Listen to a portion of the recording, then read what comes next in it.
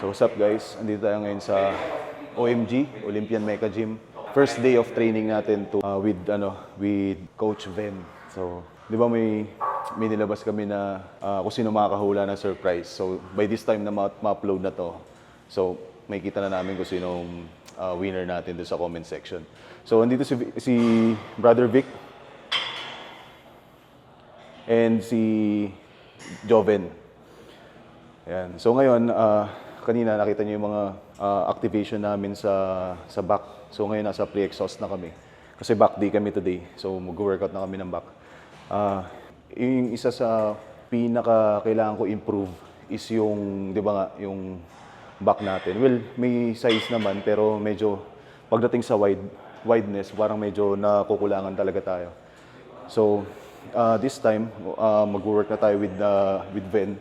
Tingnan natin kung paano niya tayo matutulungan regarding doon. And at the same time, habang ginagawa namin yon, syempre napapanood din nyo, pwede nyo ring itry sa inyo para mas ma-improve din ninyo yung mga physique ninyo.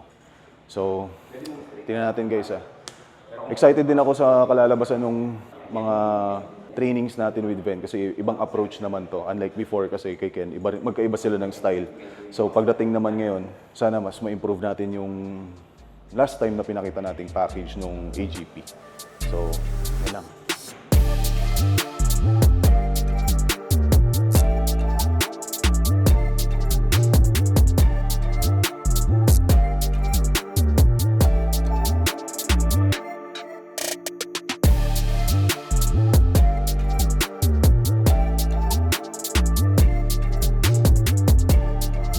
Ganyan dito sa OMG.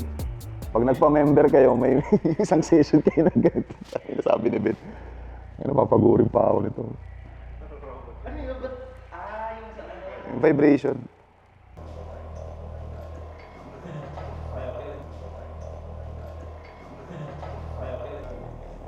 Tapos mga dalawang mga ginawa ko. Dati yung kabila. Hindi, taas mo lang. Ayan. Pantay yan. Tingin mo. Tingnan mo dito bro.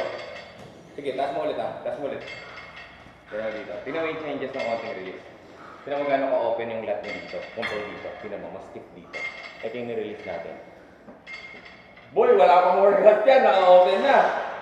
Kita mo yung pagka-swift dito. Lumabas agad. Dito. Panaro siya. So, dito tayo sabi lang. May lumbar part eh. Dito eh. Grabe guys, ramdam ko na yung pagbabago ng buhay ko. Nagbago na. Ang kailangan ko, naka-exhale ka. Hindi naka-flare yung ribs. Yan. Pag naka-flare kasi ito, naka-crunch na yung lat mo eh. So, yan lang. Sige. Hindi mo kailangan i-work agad yung full range. Doon lang sa Contract lang. Yan.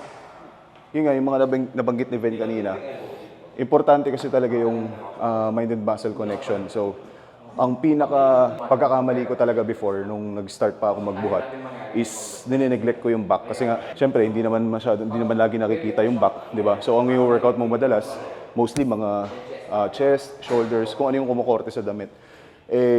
Nung nag-start na tayong sumali sa competition, hindi natin masyadong na-improve yung back. So, this time, kagandahan naman, all throughout nung prep ko, talagang pinapractice ko yung makakonect ako sa muscle parts sa likod. Kaya, malaking tulong yung ginagawa natin na yung mga tinuturo ngayon ni Ben para if ever tayo mag-workout mag-isa, meron na tayong proper activation talaga para mas ma-maximize natin yung output sa back workout.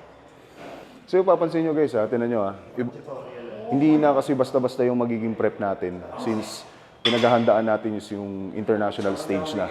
Kaya yung preparation, yan, yung mga activation, malaking bagay na yan para mas maging maganda yung training natin for the day. Kasi kung manineglect ulit natin yan, mapapag-iwanan tayo pagka sumampa na tayo sa stage. Naka-align yan, flat tong stop mo. Di ba? Ayan, flat. So, dito lahat. Yan lang, short lang. Di ba? Yung iba kasi, sa sobrang ino-overthink yung activation ng lats, kinukuha agad nila yung full range. Oo. Pero hindi nila nare-realize na erectors na yung sumasalo, upper traps. So, feeling nila, na-activate nila ng maayos, which is mali. Kasi nga, overactive na yung muscle na iba, tapos, sasama mo ba siya sa exercise, mas mahirapan ka na lalong i-isolate yung target area. Actually, habang ginagawa mo to, pag nagawa mo siya ng tama, talagang mararamdaman mo like sa akin, maliit yung dito ko banda na portion. Talagang mararamdaman mo yung parang sa part na to na nagagamit mo. So, Contract mo mga. oo. So, kaya nga kung makikita niyo yung range, di ba, hanggang dito lang. Kasi yun lang naman talaga yung activated Sa siya. ngayon, kasi nga, makikita nyo, sobrang dominant ng front delts, tsaka arms ni Kuya Mads, tsaka tong upper traps, pati erectors. So basically, lahat ng feeling niya ng movement dito manggagaling, kapag ka nag-full range siya, automatic mag-activate yung area na yan. So kailangan natin shorter lang. So kaya uunahin natin ngayon. Kaya pala dati, bro, no, pag nagbabak ako, na-activate yung chest ko. Nawawak bigla, no? Oo, na-pump. So, pag ganon, mali. Hindi, doon mo kasi mararamdaman yung pag hindi pa masyadong pump, minsan ang hirap mag-workout talaga. Parang ang lamig ng feeling. So, yung mga ginagawa namin na pre-exhaustion ngayon is para bago ka mag-workout, feel mo na may blood flow na dun sa muscle part na mino-workout. So, dami tayong matututunan dito, guys. So, most likely, mag-iiba rin yung training approach natin.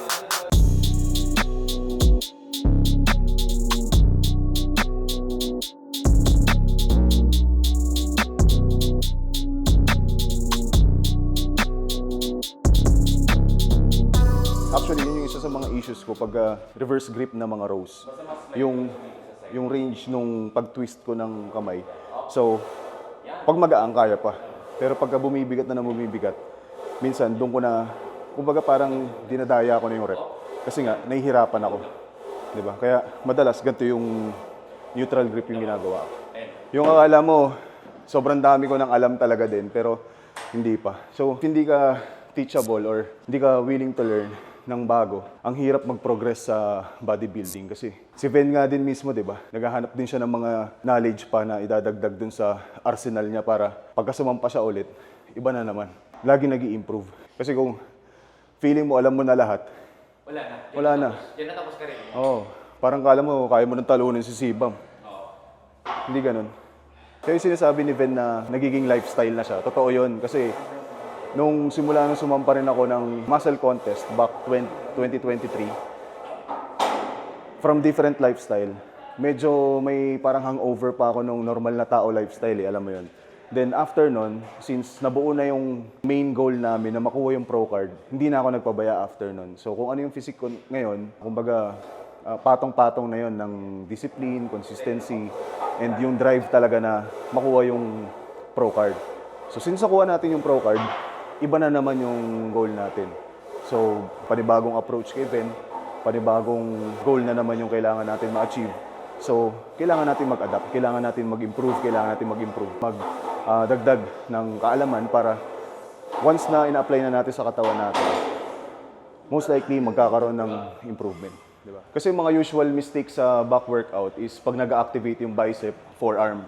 So, once na mapagod na to, kahit ilang set pa natitira mo dyan, mahirapan ka ng buhatin yun. Hindi mo na ma-pull. Kaya pa, pero hindi na ma-pull. Kasi fatigue na yung arms eh. Kumbaga kung saan bibitaw kahit pilit mo ito. Ngayon, na-fatigue na yon, pero hindi mo pa na-workout yung muscle part na gusto mo. So, sayang yung effort. The more na tinatry mo yung perfect form kasi, kahit na, kami nila, Vic, grabe kami mag-grow ng mga ganyan. Mabigat talaga. Ngayon, pag tinatry mo yung magandang form or yung proper form, etong weight na to bumibigat na eh. Tsaka mapapansin mo na nag-struggle ka kasi pinapawisan ka kahit mag-aano. Oo. Kasi, So doon ka sa correction mag-challenge eh. so it takes time din talaga, practice. Usual ganyan, no? Pag pinul nila, kunyari, sobrang bigat, gumaganyan na. So wala na. So basically lang, ginawa niya lang ron, ganyan lang. Ito lang. Yun lang yung... Hindi niya naipasok yung Oo. ganito. Pero yung pinaka-effort mo, parehas pa rin, kaya lang. Side ka dito Kuya Mads. Yan. Yan. Tapos chest up ka. So kailangan ko dito naka-chest up all the time, okay? Usual na mistake sa ganyan, bro, yung yung nagro-rotate. So, pag nag-pull, sinasabayan ng rotation, di ba? So, nawawalan ng... Hindi, nababawasan yung... sayang. nababawasan ng... Pero yung effort mo, buo pa rin di ba? Pero hindi mo na ma-maximize yung squeezing. Hindi niya maiwasan na, hindi, mali. Di ba? Kasi marami nga naman talaga kasing nakasanayan. Like kami, mga season na nagbubuhat na. Imagine niyo guys 20 years na rin ako halos nagbubuhat. Pero alam mo yun, may room pa na dapat i-improve. Laging may ganun.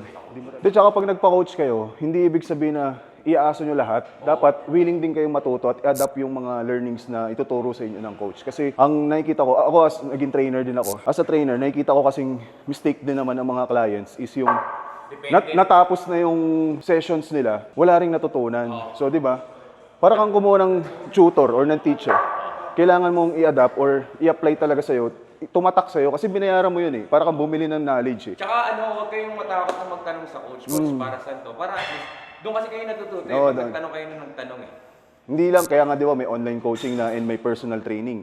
So sa online coaching, walang ano yun, hindi siya one-on-one, walang actual training. So pagtanong kayo pagka ganun, kasi para mas malinaw or pag in-execute ninyo yung exercise or yung meal plan, on point, hindi yung nahiya ako kay coach. Di ba? Mga ganun, di ba? Maraming concerns na ganun, kaya yun, na-bring up ko lang para if ever magpa-coach kayo, dapat Aware kayo sa dapat yung gawin. willing to learn kayo and willing kayo na matuto talaga. So, kasi Unless, sila Kuya Mads, unless mga What is CEO, money? mga ganun. Oo. Yung mga ganun kasi, ayaw na isipin ng mga malalaking tao Oo, yun eh. oo. Kasi extra stress yun eh. So, dun sa malalaking tao, kailangan ka lang niya dyan, ikaw na mag-design ng program, ng meal plan. Sunod na lang sila. Tapos kasi, may iba silang priority.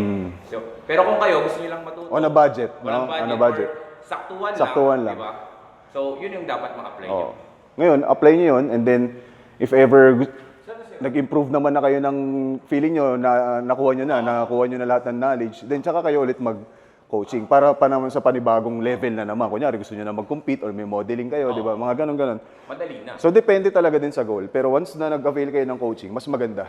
Kasi marami rin naghahanap guys ng mga lalo online coaching na may knowledge naman pero hindi lang nila alam kung paano yung tamang pattern. Pag-design ko yun. Pag-design ng program, ano yung susundin, adjustment. timing ng pagkain, di ba? So, doon pumapasok yung coach. Kaya medyo challenging para sa mga online coaches na magturo sa as in zero talaga na knowledge pagdating sa fitness kasi nga ang hirap niyang i-explain lahat. Sobrang dami mong kailangan i-explain na pati yung client baka ma-overwhelm. So, hindi rin niya magagamit yung in-avail niya na coaching, di ba? So, nagkakaroon din siya ng problema doon.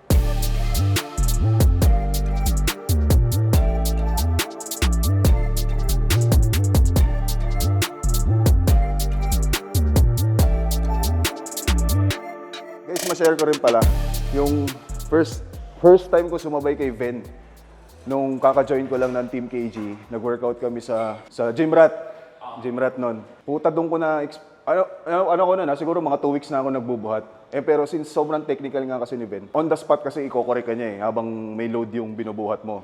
So mas nagiging challenging siya. Guys, nilagnat ako noon for 3 days. As in, kasi kakabalik ko lang din talaga noon. Imagine mo, hindi ka pa bodybuilding lifestyle that time ulit. Galing ka lang na parang kakabalik mo lang din, sumabay ka sa pro level kagad. Okay din yun, naging magandang experience din sa akin yun. Kasi nga, after kong gumaling sa sakit na yun, nabuo ulit yung drive ko. Kumbaga nag-spark ulit bumalik yung gana ko na mag-train ulit ng maayos. Kasi alam ko na yung level na papasukin ko, hindi na katulad nung 2015 and 2016. So, yun, na-share ko lang guys kasi isa yun sa mga kailangan natin for improvement, di ba? Yung always ready for another level of learning. Yan, mga ganyan. Kaya mapapansin niyo yung mga Olympian men's physique talaga. Since kung ano yung wino-workout nila na target muscle, yun lang. Kasi tinan nyo pag the more na nagka-crunch ka dito, nakaka-contribute siya sa pag-wide ng obliques, di ba? Iniiwasan natin yun sa mga men's physique. So kung mali yung ginagawa mo, imbis na tight pa rin na maliit yung waist mo, nagkakaroon ng nagbi-build up siya. Imagine mo kung ganong katagal mo ginagawa yung ganong klase ng training. Kasi dito ngayon hindi namin nararamdaman. Actually, Kuya Mads, okay lang yung Okay lang yung nakaka-crunch ka ng Konting lang. Konti, Oo. di ba? Pero, Bias- wala ng movement na ganito. Wala na, bias pa rin siya rin sa wino-workout Kumbaga mo. steady na to. Oo. Yung iba kasi ginagawa, pag ganon, Pag ganun, di, kasi igaganon pa eh. ganon. I-full stretch, So, di ba? may crunches talaga, Oo. may side crunch. From full stretch to ganon, twist, di ba? So, alam niyo yun. Wala lang. Na-share ko. Alam naman talaga yung lats doon. Alam- Kaso ka lang, hindi siya well isolated. May participation ng obliques. Magaang pa to talaga eh. Pag yung normal na buhat-buhat lang. Pero pagka kino-correct mo na yung form mo, doon na pumapasok yung nagiging double yung effort. Ano ba expect natin na as an athlete na under na ni Ben ngayon? Hindi naman na porke under na tayo ni Ben sa coaching niya is magiging ka na kagad. Olympian ka na rin kagad. Siyempre hindi. kailangan mo pa rin ng doblehin yung effort. Consistency nandun din. Actually, mas mataas yung expectations ngayon kasi nga once na i-announce na namin to, yung mata nasa amin na rin. No? So, na-expect ko na mas mabigay ko yung effort na nire-require ni Ben para dun sa gusto naming maging kondisyon na kalalabasan. Kasi hindi ko rin magagawa mag-isa yun, hindi rin magagawa ni Ben yun. Siyempre, teamwork and yan, kasama natin yung buong team. Team Visionary with Vic. So, tingnan natin. Ako, nakikita ko naman na magiging maganda yung partnership kasi nga parehas nandun yung drive, parehas nandun yung gigil. Si Ben, kahit hindi lalaro si Ben, syempre, para sa akin, actually, sa lahat naman ng mga naging athletes niya is andun din yung gigil niya. Same with the feeling ng athlete. So, kasi hindi pwede na ako lang gigil, si Ben, wala. Diba? So, hindi mag-work yun. So, hindi naman pwedeng si Ben sobrang ganado turuan ako, tapos ako naman hindi ako willing sumabay dun sa gusto niya. So medyo magkakaroon ng medyo mahihirapan. So kailangan namin magkaroon ng chemistry. Kaya actually yung chemistry nauna na eh. Ano kayo sa akin? Nauna na yung chemistry. So ngayon this time to work. No. So lahat naman kasi kami may mga iba-iba kaming work ethics. So hindi kami pwedeng may isang naiiwan, alam niyo 'yan. So, kailangan sabayan namin parehas yung main goal para mailabas namin yung best package this 2026. 'Di ba? Hindi natin. Ayaw magsalita eh kasi baka alam niyo, mabati. So, para mag-all out si Kuya Mads, sisingilin natin siya ng coaching. Sabi ko nga, dito na simulan yung bootcamp. Mamaya mag-impake na ako, magpapaalam na ako sa asawa ko. Sabihin ko, titira muna ako dito. Hindi, kidding aside guys, iba rin kasi talaga pagka yung training ninyo is may intention lagi. Hindi yung buhat lang, 'di ba, na workout lang. Iba naman yun. Well, hindi ko naman dinadown yung mga ganun. Okay lang din yun. Pero sa amin kasi, kailangan laging may intention yung mga buhat namin, training namin. Para nun, mas tumagal kami sa journey kasi hindi siya drag race eh. Ano siya? Sabi ko siyang parang marathon na talagang continuous. Mahaba yung biyahe namin. So, hindi pwedeng motivated ako today, bukas wala na akong gana. Ganon. So, mas magandang steady pace lang tayo para yung consistency nandun. So, yun yung abangan ninyo. For, yan, dinodocument natin lahat yung mga ginagawa natin for the vlog sa Olympia qualifier. Makikita ninyo and for sure, marami rin kayong makukuha mga idea or insights regarding sa ganun. Para pag kayo naman yung dumating sa point na yun, marami rin kayong ma-share sa ibang tao. Sana. So, excited kami lahat.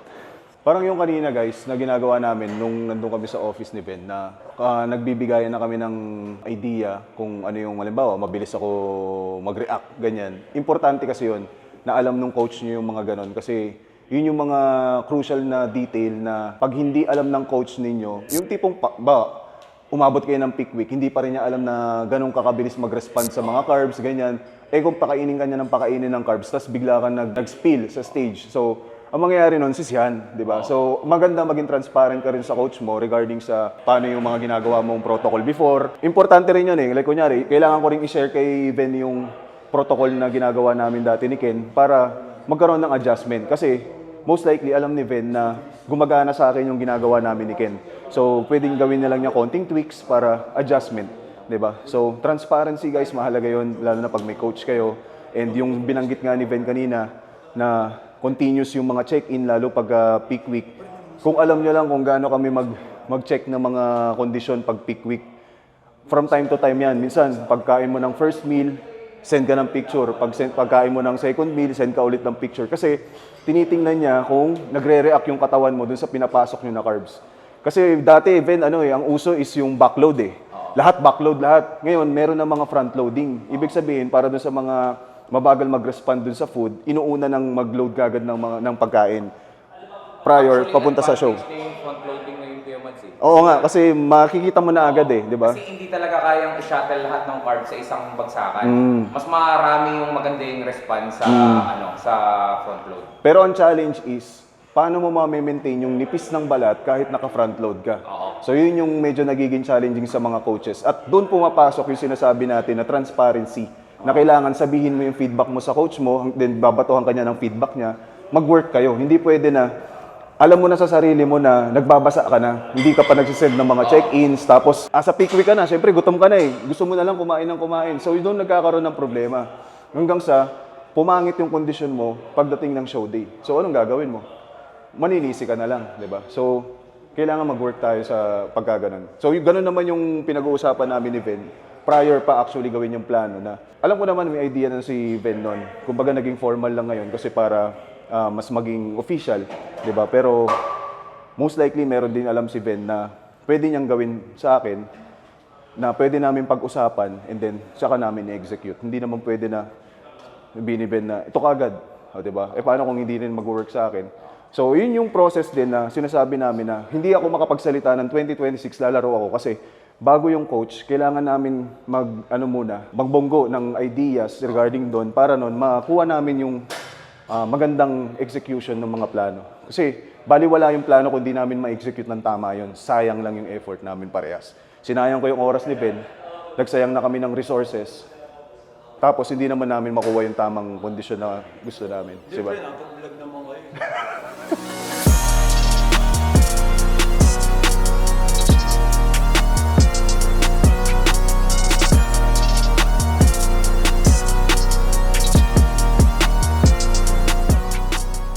Ngayon, kaya lang naman namin din na open yung regarding sa coaching is because maraming mga athletes ngayon na talon ng talon ng mga coaches. No? So, hindi ko alam, hindi ko naman alam yung reasons nila pero may karapatan din naman kayo. Pero yun nga lang, mas maganda rin kasi talaga na nag-stick din kayo sa mga coach ninyo. Lalo na, nag-commit kayo ng isang competition. Meron kasing cases na sa gitna ng competition, lumilipat. Di ba?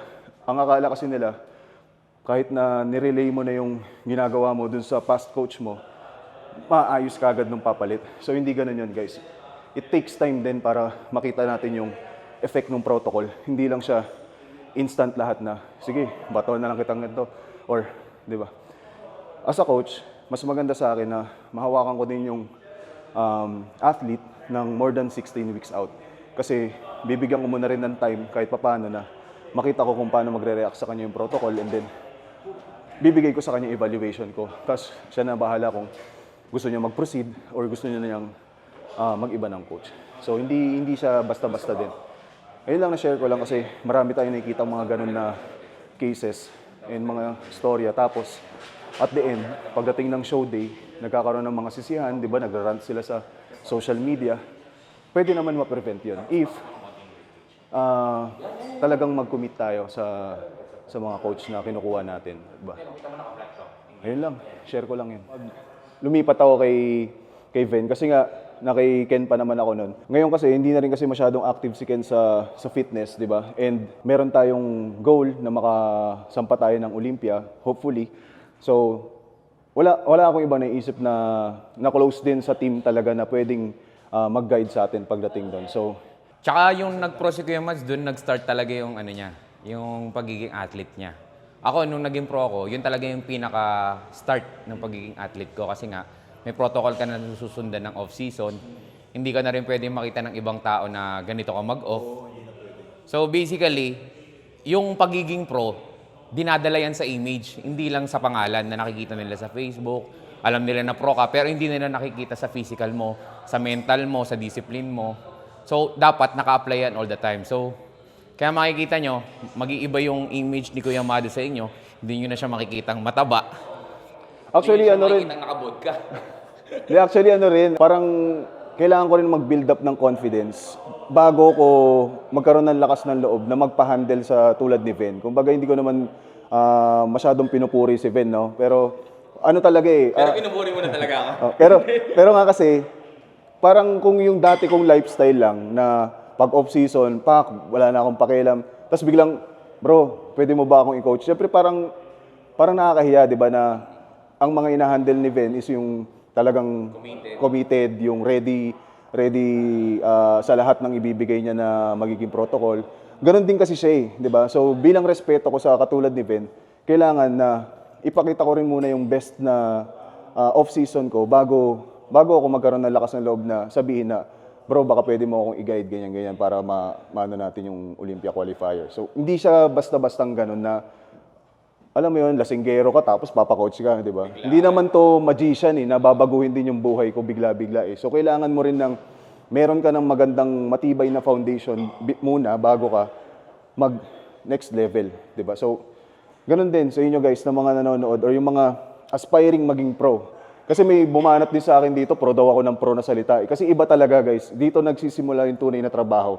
So lahat kailangan mong planuhin from start to finish para hindi ka magmukhang engot pagka nag-prep ka, hindi ka titirik sa gitna, hindi ka naghahanap ng gagawin. Kumbaga, nakalatag lahat at ang naglatag is talagang may experience din, no? So kayo, if ever na mapasaalang na kayo sa ganitong level din, may advice is kailangan planuhin nyo rin maigi. Humanap kayo talaga ng legit or yung kaya ninyong mag-commit ng solid din para magkaroon kayo ng chemistry ng coach ninyo para maging mas fluid yung flow ng prep. Kasi mas nagiging nakakadagdag din ng hirap yung guys yung mali yung coach mo sa prep. 'Di ba? So nagkakaroon din ng stress yun sa'yo, yung binabanggit kanina ni Ben. Yun yung iniiwasan natin. Kaya nauna na yung chemistry bago yung coaching. Parang ilang chemistry na yun. 'Di ba? So, yun lang.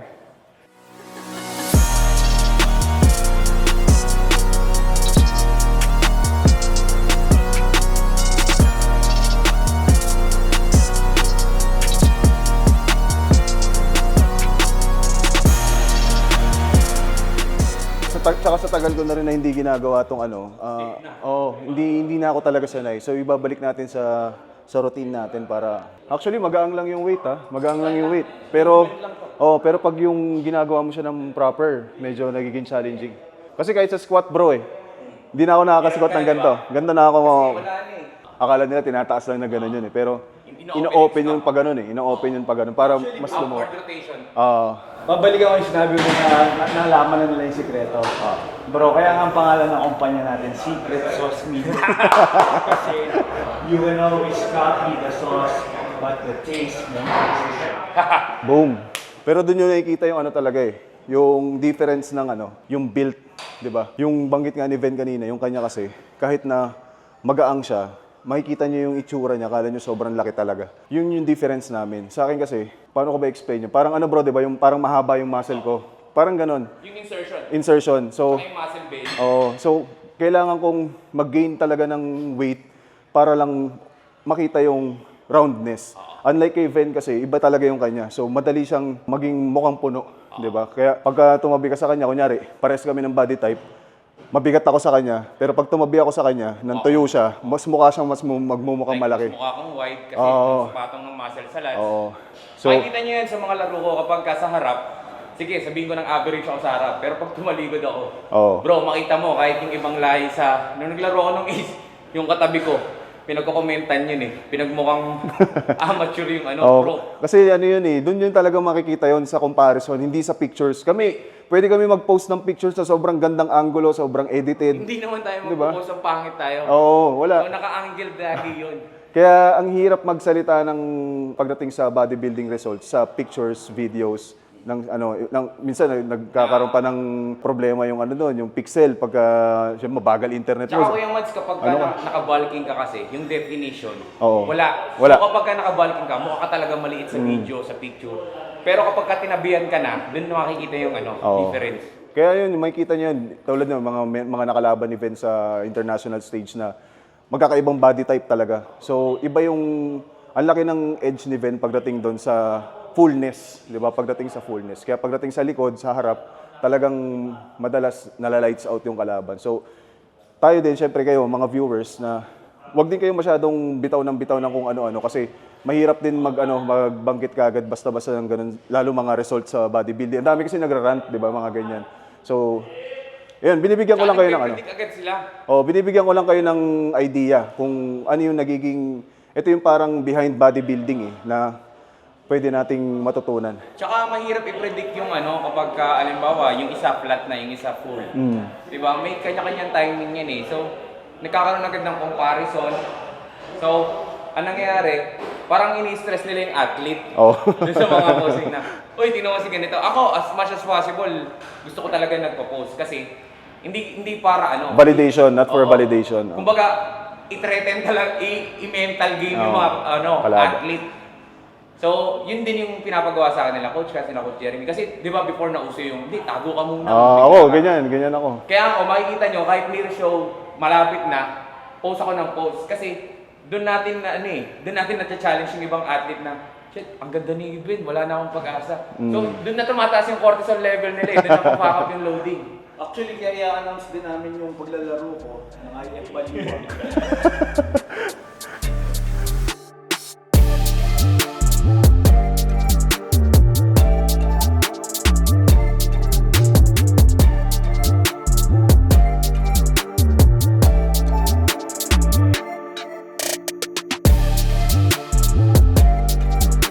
Tsaka guys, yung placement ng leeg ninyo, huwag niyong ibibitin yung ulo ninyo dito kasi hindi, tsaka yung dugo.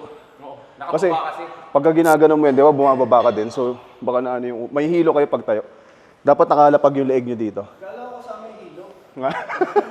Yan, pwede nakalapag yung ulo or yung sa may dulo ng leeg. Para lang nakarest yung ulo niyo. Pag binaba mo pa ng konti, ang mangyayari kasi nun, mapipisil niyo na yung chest eh. Actually, ginagawa rin siya for chest workout, yung sa stretch. Yan. So, ang habol naman natin dito is yung sa lats natin. Kaya, hindi na natin binababa talaga yung dumbbell. Nag-hesitate ako magpa-coach dati kay Vin kasi napanood ko yung mga videos niya. Nagiging English. So, sabi ko baka ma-challenge ako pagka in-English ako ng in-English ni Vin, hindi ako makasagot. Boy, nagkabak ka na, boy!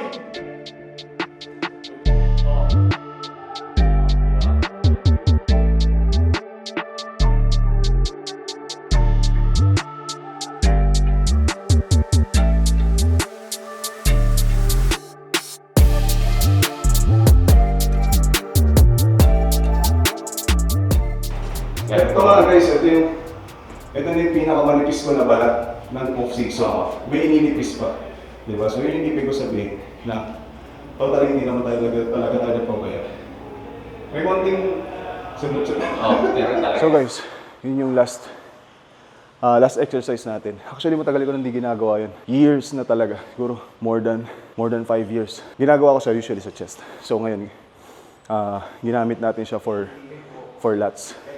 Actually, nakakahingal ulit kasi nga may mga dating workout na pinagawa sa atin na way back pa natin ginagawa. So, hindi na tayo masyadong familiar ulit. Kulang na tayo sa practice sa mga movements. So, i-incorporate natin ulit sa training natin yun para tingnan natin kung... Minsan kasi bro, kailangan mo bumalik dun sa roots. Di ba? Kasi sa tagal na namin din nagbubuhat, nakita na namin yung mga uso, yung mga fad, mga effective na mga workouts. So, nag-iba na yung training routine namin, iba na yung mga exercises. Actually, naggugulo na nga. Di ba?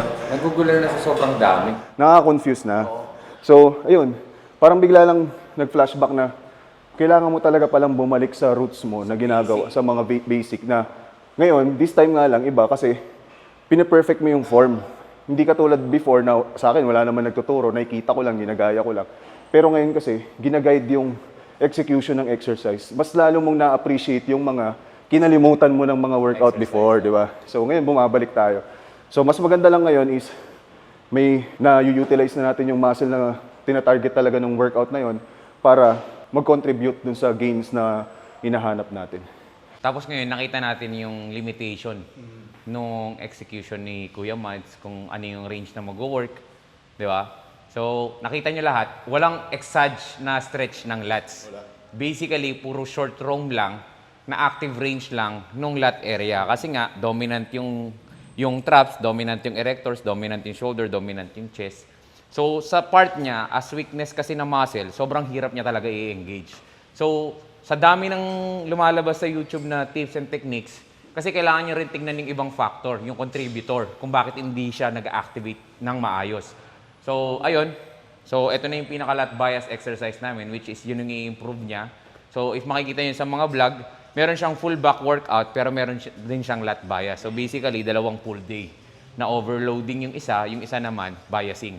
Actually, yung ginagawa ko ngayon bro is, meron akong lat bias talaga, pero hindi katulad nito na mas technical, no? Meron akong ginagawa, pero meron pa akong isang back session naman na focused naman sa row.